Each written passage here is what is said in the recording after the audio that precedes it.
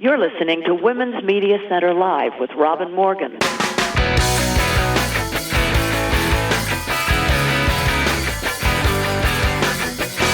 Welcome to Women's Media Center Live. I'm Robin Morgan. Today I'm going to take a risk because although we're taping this episode before it will post and air, and although I know things can change in a matter of hours, I'm going to act as though the amazing women's revolution in Iran is still, in fact, continuing. The program will be, in essence, an act of faith. My special guest for today is the British-Iranian journalist Caroline Modarressy-Tehrani, who will help us analyze and understand what is really happening in Iran, despite the government clampdown on communications with the outside world. The internet has been shut down, yet videos are miraculously squeaking through, and the government is flatly unable to muzzle or hide or erase the images of students, some as young as 15, defiantly marching, setting fire to the statues of ayatollahs, ripping off their headscarves and burning them in bonfires, rebelliously cutting their hair and chanting, "Woman, life, freedom." They're facing live bullets. Men are joining the revolt as well, but the women remain in control, women and girls. Toward 200 people have been killed. This is the first women's revolution in modern times, and as such, it is of particular consequence to the whole world. Then, in fighting words at the end of the episode, we're going to look closely at theocracies in Iran or here, incipiently, in the United States of America.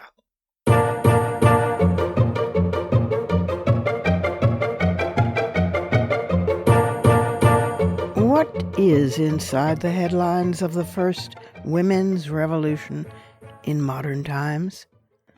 Well, you could start back with the patriarchy itself. You could start with Darius the Great of Persia, or Xerxes, or Zoroastrianism as a state theology. Or you could flash forward to colonialism, or, after that, the 1979 so-called Islamic Revolution. We could certainly start with the death at the hands of morality police of 22-year-old Mahsa Jina Amini, because a strand of her hair possibly might have been showing. But let's start with July 12th, 2022, which was the introduction of, quote, National Hijab and Chastity Day, close quote. This was instituted by Iranian President Ebrahim Raisi's having introduced a stricter set of rules to enforce women's dress codes.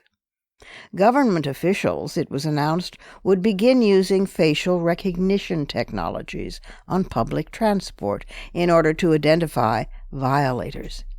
Moreover, the cabinet minister of Iran's headquarters for promoting virtue and preventing vice announced that female government employees would be fired if their social media profile pictures didn't conform to the new rules as well. Since 2015, the Iranian government has been phasing in biometric identity cards, which include a chip that stores data such as iris scans, fingerprints, and facial images, enabling identification and arrest of anyone who violates the mandated dress code, both in the streets and in cyberspace. Azada Akbari, a researcher at the University of Twente in the Netherlands, noted that the regime, quote, combines violent, old-fashioned forms of totalitarian control dressed up in new technologies. A large chunk of the population is now in this databank, so the government has access to all the faces and can easily find them. Period. Close quote. Last July, Sepida Rashno, 28, was arrested soon after footage was circulated online of her being harassed on a bus over so-called improper clothing. In fact, a number of women were arrested in July after Hijab and Chastity Day, but Rashno then was forced to appear on state TV to make a confession and apology. This only caused further outrage in the populace because both her delivery and the physical state she was in showed not only that she was clearly exhausted and traumatized, but that she'd been tortured. Her face showed serious cuts and bruises, and in fact it turned out that she had been taken to hospital with internal bleeding. Rashno reportedly remains in custody all this time later, while demonstrators have been carrying signs reading, "Where is Sepida?"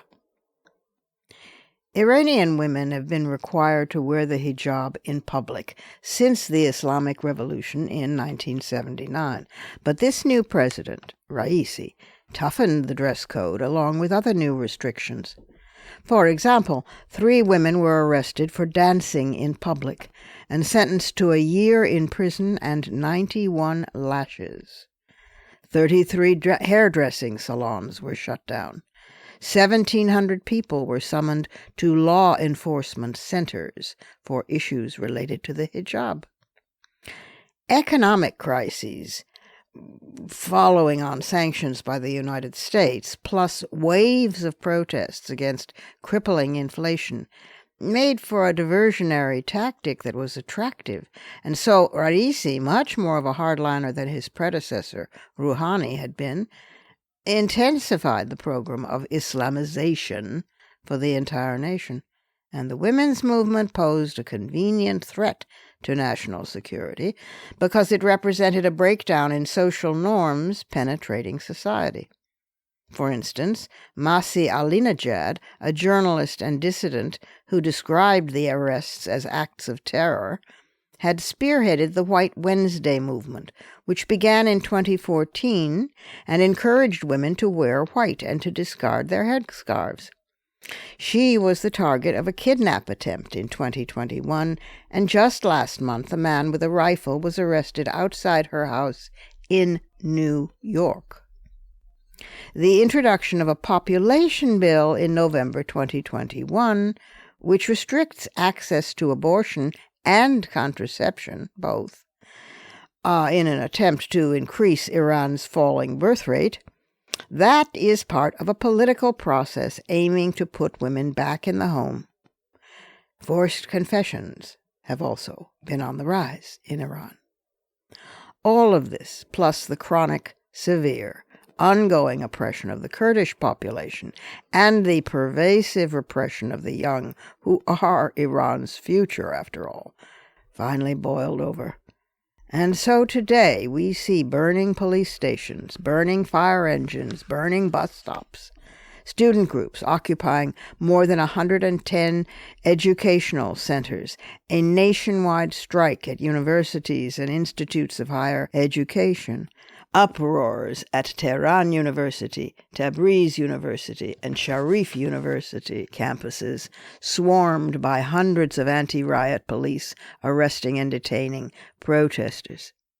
Videos keep coming, and students have also called upon the United States Human Rights Council for help via social media using such tags as #FreeIran and #SharifUniversity.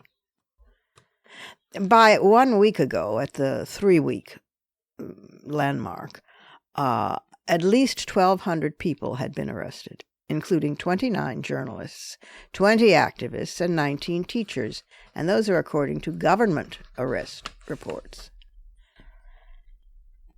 Fatima Shams, who teaches Persian literature at Penn, observes that one can get a very good sense of any revolutionary episode or movement from its slogans.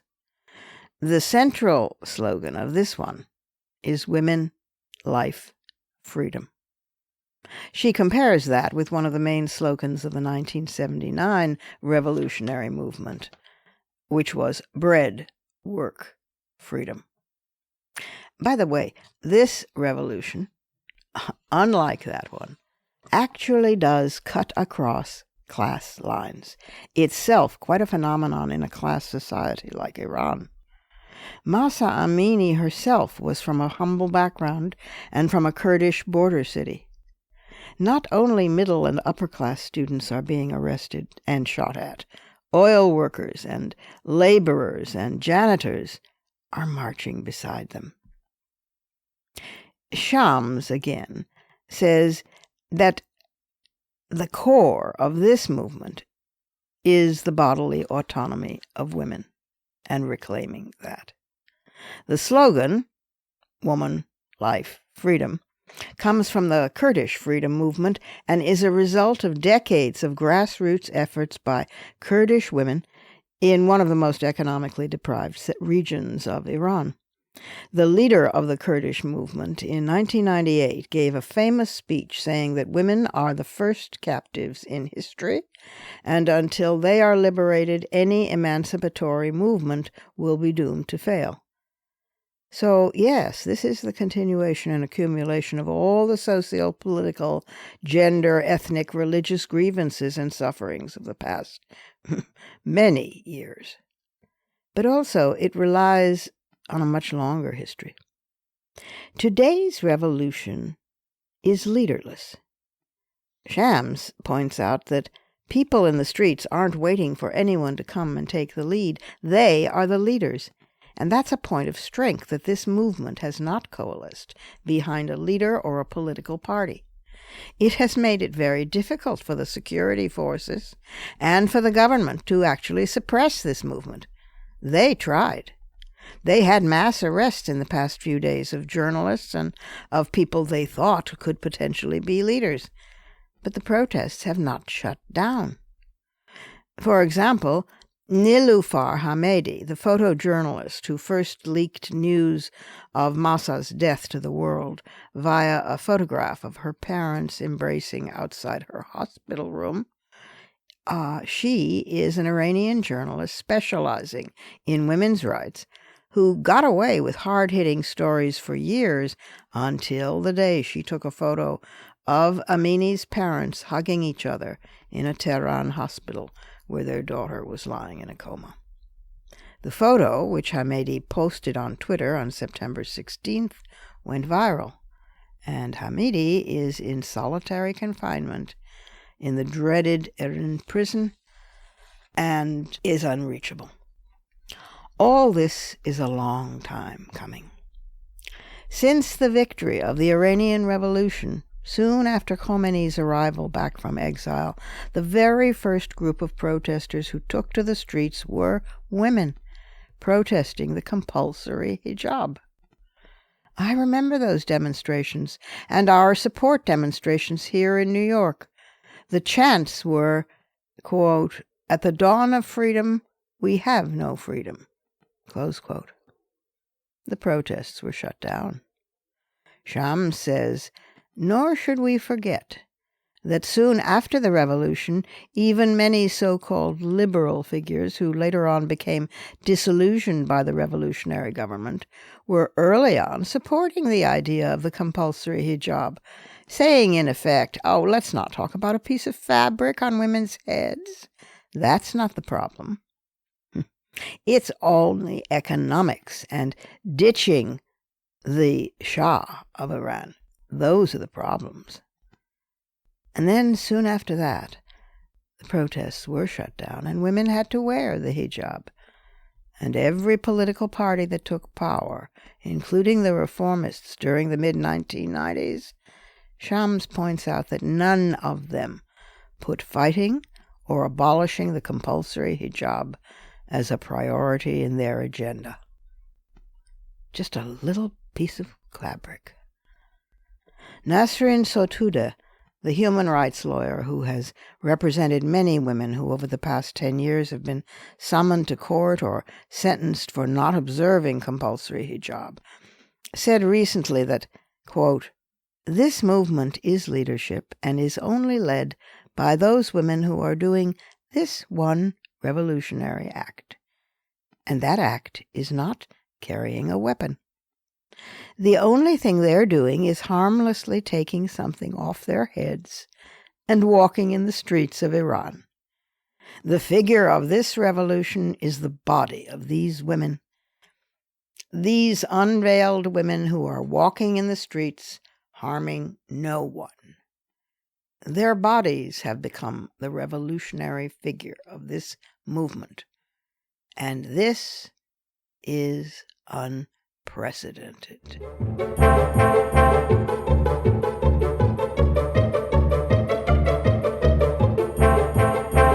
We have to take a short break here, but I'll be back directly with our special guest, Caroline Modarressy-Tehrani.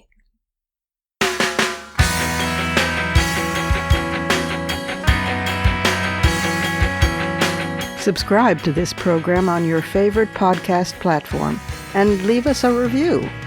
Follow us on Twitter at WMC Live, like our Facebook page at facebook.com/WMC Live, and visit us at WMCLive.com for more information about our show and our guests.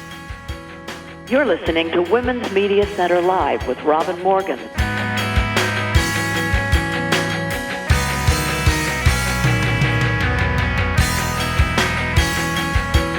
My guest for today's conversation is Caroline Modarressy-Tehrani. She is a British Iranian and also an Emmy-nominated television correspondent and news producer living in New York City. Throughout the COVID-19 pandemic, she anchored NBC News' Global Hangout, a daily interview show. And her myth-busting series, Ask the Experts, routinely featured expert epidemiologists and global vaccinologists. She also helmed a weekly news magazine show on NBC News Now that showcased reporting on U.S. and international politics, climate change, and racial and social justice. She hosted, co-wrote, and produced a podcast about presidential transitions for the Atlantic Magazine's Creative Studio, and previously fronted Verizon Media's flagship interview series, Between You and Me, on Apple TV. She was one of the original correspondents for HBO's Emmy Award-winning nightly news show, Vice News Tonight, and off-screen she has been a columnist for the Financial Times and has contributed to Vice, HuffPost, NBC News, Vanity Fair, The Daily Telegraph, and The Independent. She has a master's degree in broadcast journalism from Columbia School of Journalism and graduated from Oxford University with a degree in English. Here, with pleasure, is Caroline Modarressy-Tehrani. Caroline, welcome to Women's Media Center Live. I'm so glad you're here. Thank you so much for having me. Thank you so much for having me. The historic work you've already done and the work you continue to do to shine a light on women's rights around the world. Thank you, but look who's talking. I mean, your countrywomen, our sisters in Iran are. This is a women's revolution. That this is, that they are constituting the body of, that they are leading. Men are joining, men are following, and they're doing it with incredible bravery. You must be spinning in 6 different directions because to be an Iranian-British journalist, feminist, not necessarily in that order at this point in the West, you must be in very high demand. So I'm especially grateful that you took this time to talk with us. Robin, and I have to just have to stress to you as well just how important this kind of exposure is on this issue, because the women, as you mentioned, just the unfathomably brave women and girls, yes. Girls as young as 15, younger still, at the forefront of this revolution. It started out as a movement, a moment when with the death of Mahsa Jina Amini, who was 22, Iranian Kurdish woman who died on September 16th at the hands of the so-called morality police. It has since, as you so rightly mentioned, it has just fermented into this once in a century revolution. What we're seeing right now, it's unheard of. It's unlike anything Iran has ever seen. Number one, this is across classes. So this, as with many, many feminist movements and issues, this is also inextricably linked with class. Yep. And we are seeing right now across classes. So whether you are of the poorer socioeconomic background to the much more wealthy northern Tehran Iranians, I should say, this issue of freedom, this fundamental issue of freedom, has united Iranians across class boundaries, and that is just unprecedented, the way that this is uniting people across class boundaries. I think it's the Guardian, or perhaps it's Al Jazeera, said that workers in the oil fields have joined in striking and in protesting. I mean, and so you're hitting Iranian oil, my God, and also the great Tehran Bazaar, where the businessmen are. I mean, and nobody likes it when business gets shut down. So, and Robin, that bazaar as well, I have to say, just to sort of, hopefully not bore your listeners with a little interlude, but the Tehran Bazaar, the main Tehran Bazaar, was where, when I was 6 years old in Tehran, visiting as I did my grandparents, whom I loved deeply, and we would go there and we would visit, and it was just always such a marvelous time with the culture and the people and the food, and we never got into the politics. I was so young, but during that visit, I was stopped by a low-key member of the morality police, a woman, and it was women policing women, who called me a prostitute when you were not 6? Wearing what she. I was 6 years old, and I was not deemed to be wearing the proper attire, and that just kind of hopefully will give people a little bit of insight as to. And I was very clearly, I don't look. I mean, I'm British. I was born in England. My mother was blonde, but I look very, very Persian. I'm the classic typical features. I look very Iranian. And so, for this woman, she just assumed she was, attacking one of the daughters of Iran, and felt that she could do so with impunity.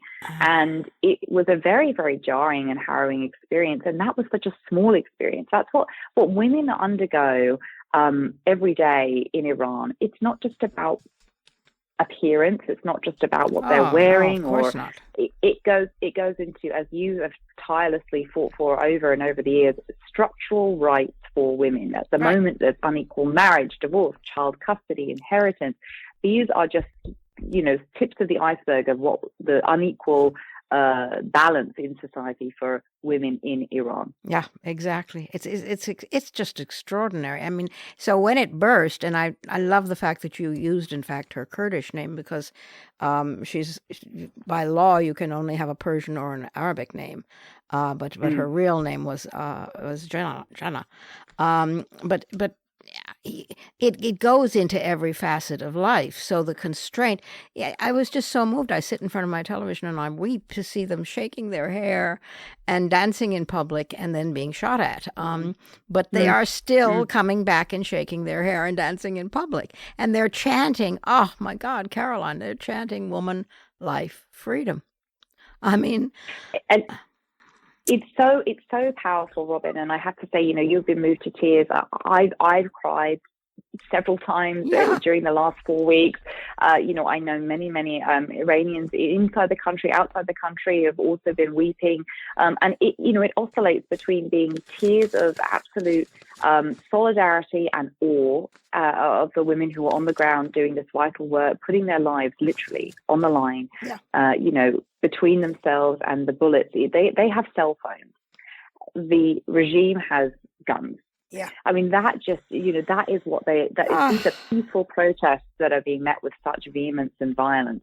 But, I think that one of the important things at this moment, as you mentioned as well, is that it is a women-led movement, and that at the moment it's sort of leaderless, and in that has, sort of a benefit and a hindrance. The benefit of it is that women really are speaking with one voice, as you mentioned, Din Azadeh, and it's women, life, freedom. This is, this movement, this motto that was actually a Kurdish motto, Zan, Zendegi, Azadi, women, life, freedom, actually originated from Kurdish female fighters. So that intersection again between Kurdish and Iranian, which I think is really important. We don't want to marginalize Kurdish people in this no, fight, and there's a strong feminist streak in the Kurds, as a matter of fact. Yeah, Absolutely, as you know very, very well. But I think that the one of the things to sort of not overshadow here is the fact that when we're seeing now protests going to week 4, 5, 6, my hope is that women will remain at the forefront of whatever happens next, whether that be the creation of a new democratic apparatus or system. This is very wishful thinking, but my hope is that this is a counter-revolution that has been sparked by women, galvanized by women. My hope is that it continues to be women-led, because that is where we're going to see fundamental change. Yes, exactly. And that it doesn't get taken over by men or co-opted or in many different directions. But even, what's already happened, frankly, between you and me and our listeners, what's already happened is absolutely historic. I mean, and they have such wit. I don't feel it's quite fair of me to say that that's because it's a women's revolution, but I'm tempted to say it because somebody dyed the famous fountain in Tehran red. To the color of blood. I mean, and the hackers who briefly took over the state-run television station to delete Ibrahim Raisi giving a lecture about these bad protesters, and instead, for a few moments before they were shut out, instead to post photographs of the dead and the wounded. I mean, there's a real intelligence behind this, I mean, absolutely. And that's, thank you, Robin, for saying that, because I think too often in the West, certainly, there is this sort of minimalization of the intellect and the savviness and the poetry, really, of people in the Middle East. I think we're too often talked down to and spoken as if we're second rate and don't have a understanding of democracy, when really, countries like Persia were sort of boons of democracy early on. This is before the last 100 years, but certainly the tenets of poetry and of mathematics and of games we play and of this cuisine that we all enjoy around the world, these were originated from Persia. And I think that to minimize the intelligence and the intellect of their country, as has happened in so many, many years, particularly in the West, always does people a disservice. So you're absolutely right, Robin. I mean, what we're seeing are unprecedented levels of strikes against the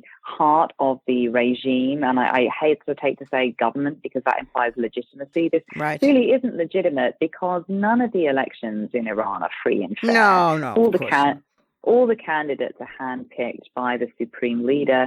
Raisi, as you mentioned, is a hardliner who was handpicked by the leader.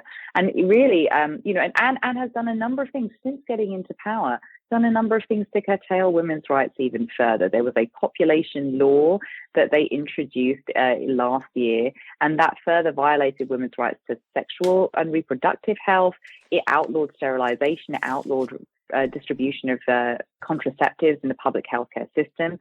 And it was yet another sort of knock against women's freedom in a country where women are already subject to so many constraints on their body and on their ability to just be, period, right? Just to be. That's right. What are you in touch with anyone back there? Because I know they've shut down the internet and they've, corralling phone lines and so forth. Have you been in touch with anybody recently? Yes. Yeah. And you're right, Robbie, in terms of like the sort of cheeky sense of humor. I mean, one of the wonderful things that, a weird quirk of silver lining, I suppose, is that this generation, in particular Gen Z, they're extremely tech savvy. They use VPNs, and it's actually not just Gen Z. I have to confess, it's like people in septuagenarians, octogenarians who are much more savvy than I am with VPN and ability to get around these censors. So I have been in touch with some people inside the country, and I, obviously, because of the sensitivity, I want to make sure that I try to protect people as much as possible. But of course, the messages that are coming out are, a family member told me that they'd been witnessing and participating in the protests in the streets. Other family members and other people, other friends, and friends of friends, talking about the fact that the messages of support that they are seeing from people in the West are extremely morale boosting. It seems like, how could it be, right? How could a simple posting on your social media with the hashtag Masa Amini or Right. or Iran Protest 2022 or Zan Zendegi Azadi, Women Life Freedom. If you continue to do that, the people in the country are hearing it and feeling it. This is something that they really are feeling and has a huge impact on their morale. So, again, people like yourself who continue to shine a light on this issue, really, you don't know how important it is, particularly as these protests continue, into a month now. Yeah.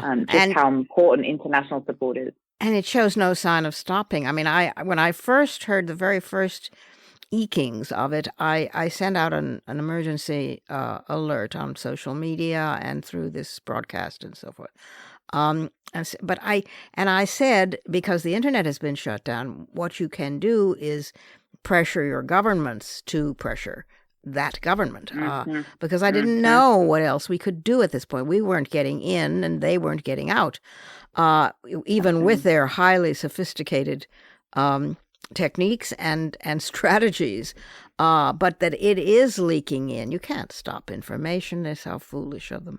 And is giving them any hope that should energize us even further.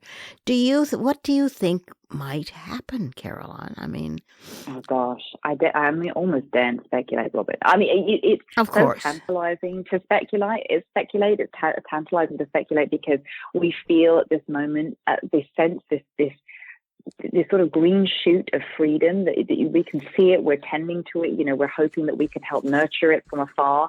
I stress though that this is a seed that was planted by Iranians inside the country. This is very much a homegrown revolution. That's right. This is not like we saw, in decades past where the Brits and the United States had a hand in this. This is very much coming from Iranians on the ground, and I would never want to diminish their agency and sovereignty in this because they are just remarkable beyond belief.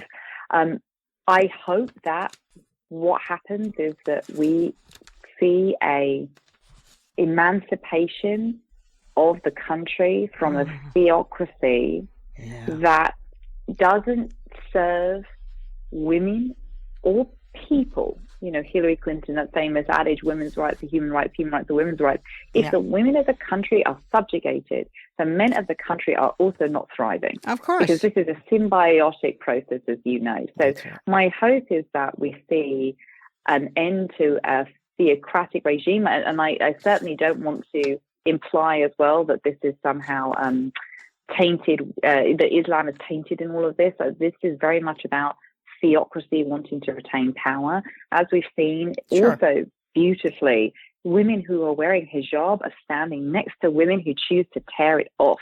And that is a huge, huge moment. Yes, it is so moving. It is so. And women of an older generation who have lived their lives in hijab, and these young, beautiful women with their, shorn hair, are marching arm in arm together. This is unheard of. I mean, it unheard of. Yeah, it sets a standard, quite frankly, Caroline, and you know this as well as I, for the incipient encroachment of theocratic government here in the United States. Absolutely. And Robin, I think that point needs to be underscored, which is, again, why I think this is very much has to be a movement that's coming from within Iran, because, to be honest, who are we to lecture from the United States? Yeah. Look at what is happening. Look at what is happening to the erosion of women's rights here at home. And if we do, want to try and sort of get into lecture posturing mode, it's going to have a deep sort of backfiring, if you will. So I think that's an absolutely the right point, Robin, to bring up. And we are seeing much more of a tyranny here at home. They can't say that this came from outside agitators, and our point, I think, has to be not only solidarity and support for the Iranian women, but for ourselves, that this is one movement, one voice, one body of women, with respect for all of its equal components, and that freedom is an indigenous quality. It is indigenous. And just that point you mentioned, Robin, about the sort of, the grandmothers, the maman bozorgs, and the grandfathers, the baba bozorgs, because, older men are also looking at this and supporting. I think that there is a awakening within that generation. This is a generation that those generations that, in the 70s, 80s, they were scarred by multiple, times when the country seemed to be able to be wrestling from the grip of this theocracy, and then these protests were shut down in 2009. They were shut down in 2019. They were shut down. We've seen sort of flurries, these sort of tiny little embers and fires being quashed and stomped upon by the Revolutionary Guard Corps and the regime time and time again. This feels different, and I feel almost folly for being hopeful. Everything about the history of these moments points to a negative outcome and an unwanted outcome, but this just feels different this time. Yeah, I have never experienced anything like seeing this. And I know that there are many different elements feeding into it. There's the oppression of the ethnic Kurds, and there's the economy, and there's all these other things. But the point is that the tipping point was a strand of hair, and it was a young, beautiful woman who was just trying to live her life, and that made all the difference. And that is so incredible and incendiary. Good God! It is profound. It's profound, and like you say, Robin, I think that I've talked about this a little bit in the past, that we are all that woman. That woman is us. That woman is us at any point in time. We are all Mahsa Amini. We all feel her. She is her. I mean, that she would have lived to see what she sparked. Oh my God! Yeah, it's if she could have lived to see it, and we will, all of us, including in this country and around the world, never let it be forgotten, and build on it, which is even more important. I am so grateful to you, Caroline, for all the work that you do, by the way, as a journalist, and for women as well. And if we may, as this progresses, and I hope to God that it will, if we may come back to you at a certain point for more analysis. No, it's always a pleasure. It's always a pleasure, Robin. And like I say, I mean, if anything, and it's been hard to get information out of Iran, but people like yourself continue to shine a light on the likes of Mahsa Amini, Serena, Esmail Zadeh, Mika Shakarami. These are young girls. These names should live on and should be totems of this movement. These are girls at 22, 16 and 16 alike, beaten with batons, beaten down by this movement. The regime thought that they could beat this down. It is 4 weeks in at the moment. They haven't beaten it yet. And we hope that they continue to be evaded and not be able to beat down these women, because they are fueling what is the most incendiary, amazing, hopeful, feminist human movement. Yes. It has a very different feel, even with the blood in the streets. It has a feeling of joy. How incredible.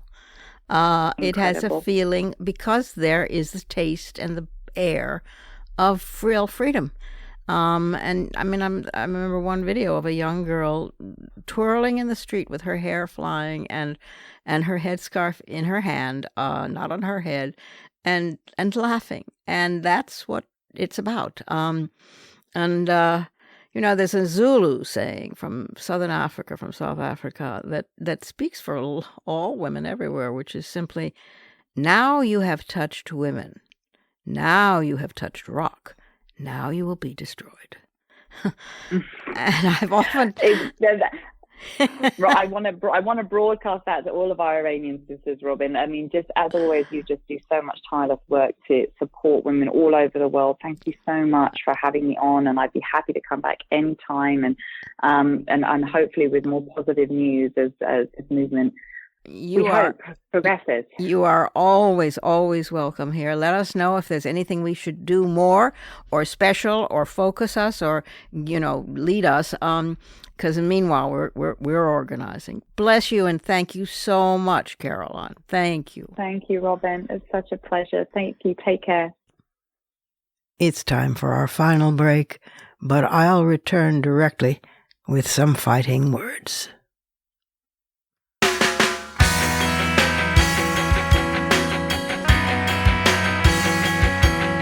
The Women's Media Center, founded in 2005 by Jane Fonda, Gloria Steinem, and myself, is a progressive, nonpartisan, nonprofit organization working to make women visible and powerful in media. You can learn more about the WMC at womensmediacenter.com. You're listening to Women's Media Center Live with Robin Morgan.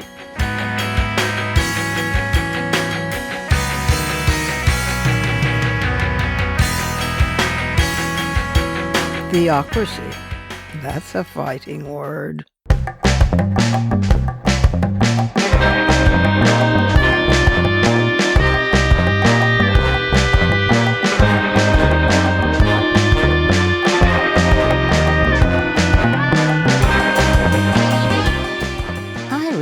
That we've never done a program specifically on theocracies. Nose on our face.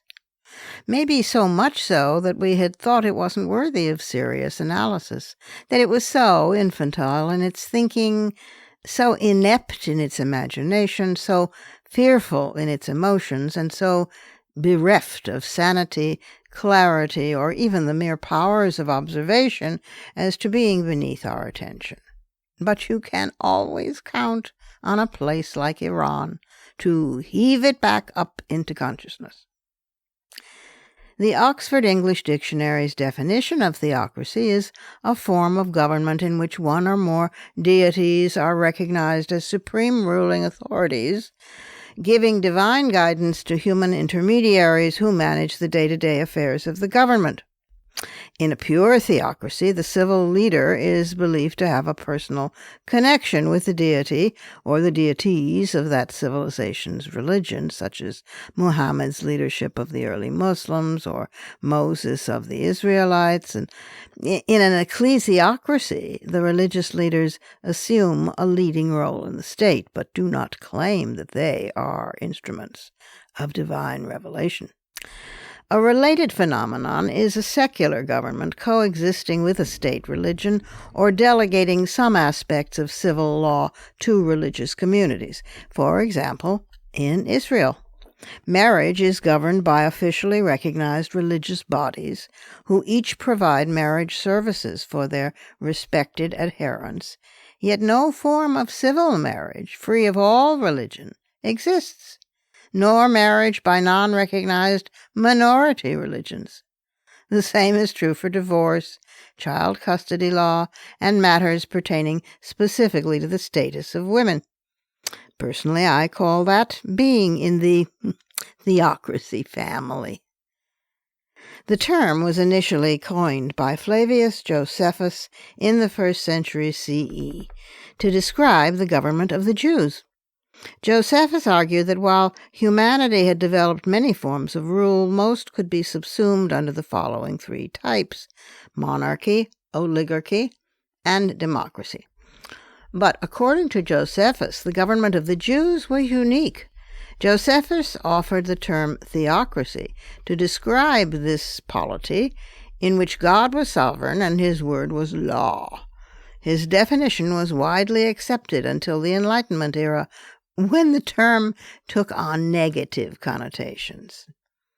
Christian theocracies currently in existence include the Holy See in Vatican City. And did you know it has a seat at the United Nations?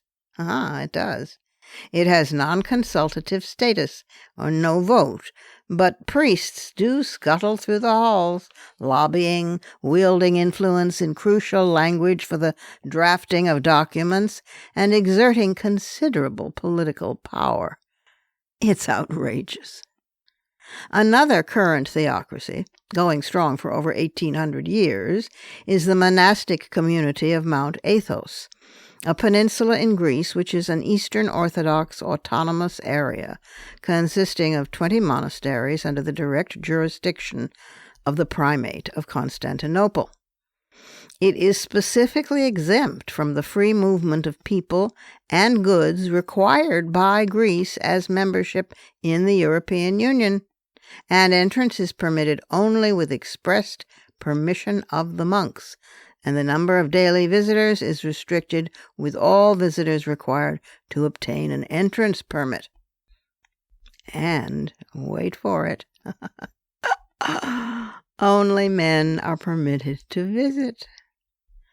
Current Islamic theocracies include the Islamic republics of Iran, Pakistan, and Mauritania.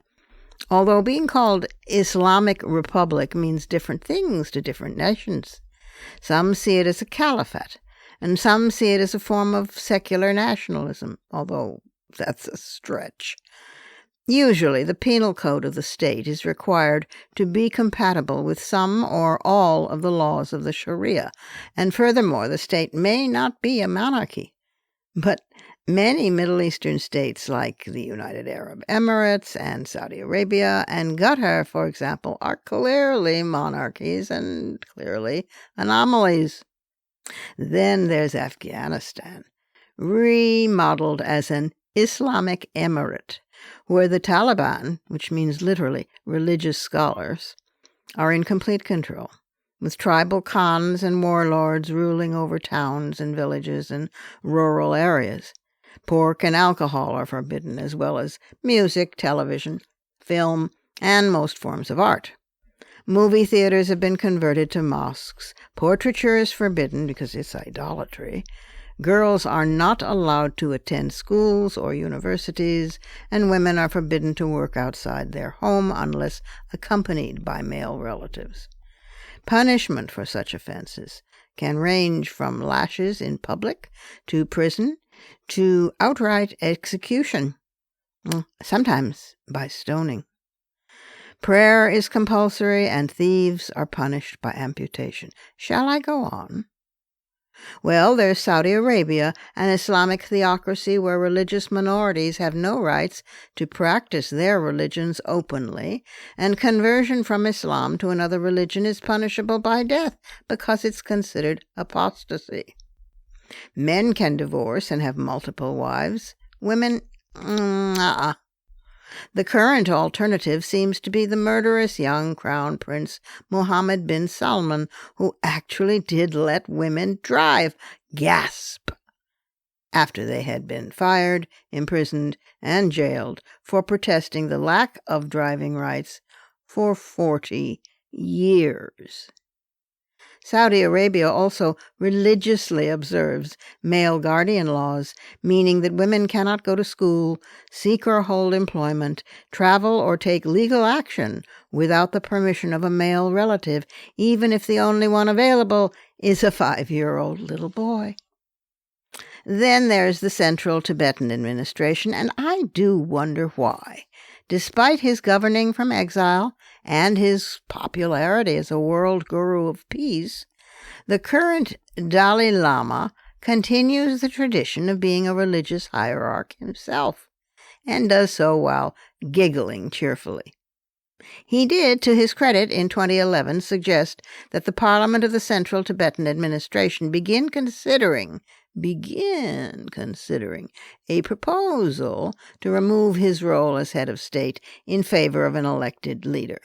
But meanwhile, there are also those countries that have an ambiguous status of living under an official state religion.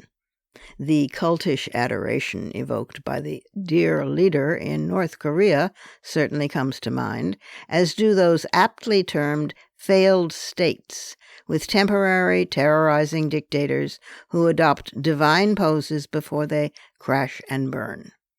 And, of course, when we get into ancient times, we've got theocracies from ancient Egypt through Japan and the Shinto sun gods to ancient Israel, which technically is a critarchy ruled by judges, but which is, remember, still in an ambiguous state today, since religion controls marriage, divorce, and army status, or not, etc.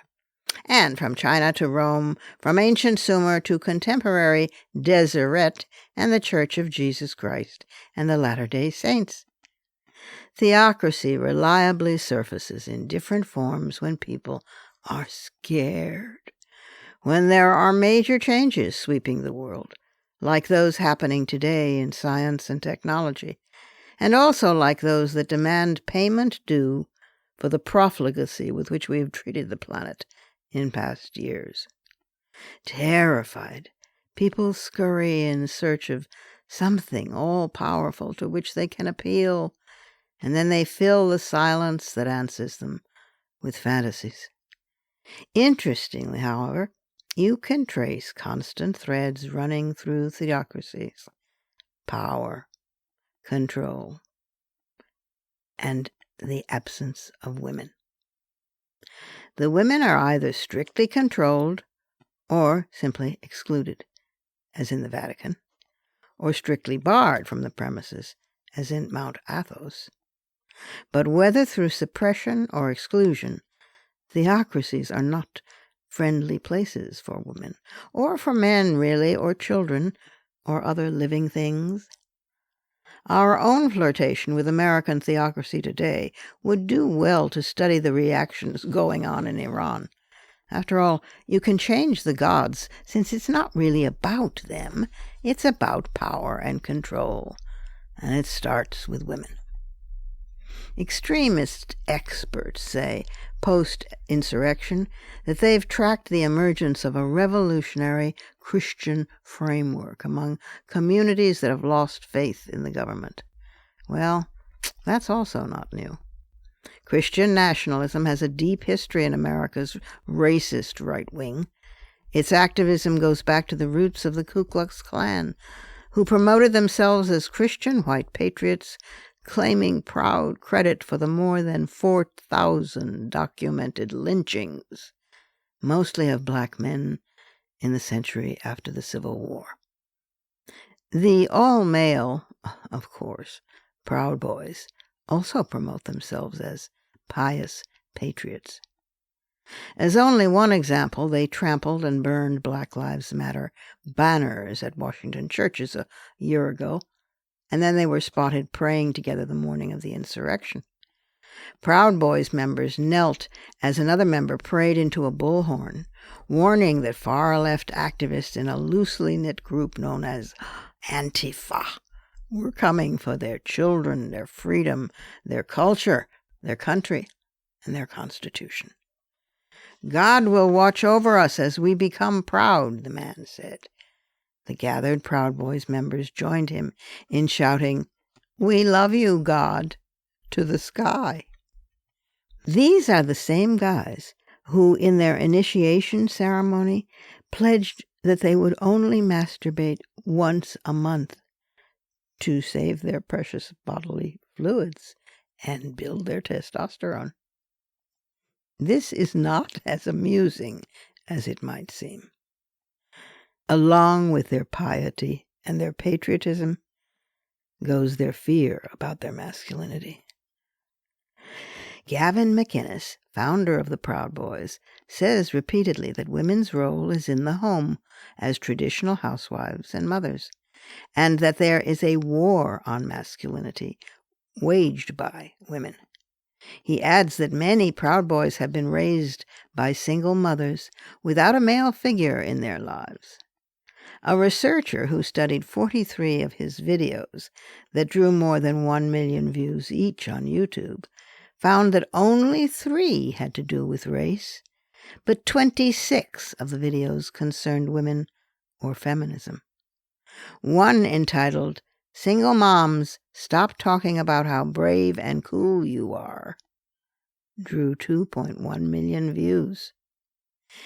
It's not coincidental that this is happening at a time when we have a record number of women in Congress, and when more women than men earn college and graduate degrees. With so many ideological strands animating the far right, not only in this country, but around the world: racism, anti-Semitism, nativism, fervent nationalism. Suddenly a shared affinity for Christian nationalism has come to serve as a unifying element. And as Christian nationalism's presence grows, it could expand extremism's influence over other, more moderate conservative politicians and groups. So, we fight the same battles for bodily integrity, for freedom, for each other, for ourselves, as the women in Iran. Woman, life, freedom. Those are my fighting words. Add yours on Twitter, and remember to tag us at WMC Live and use the hashtag Fighting Words.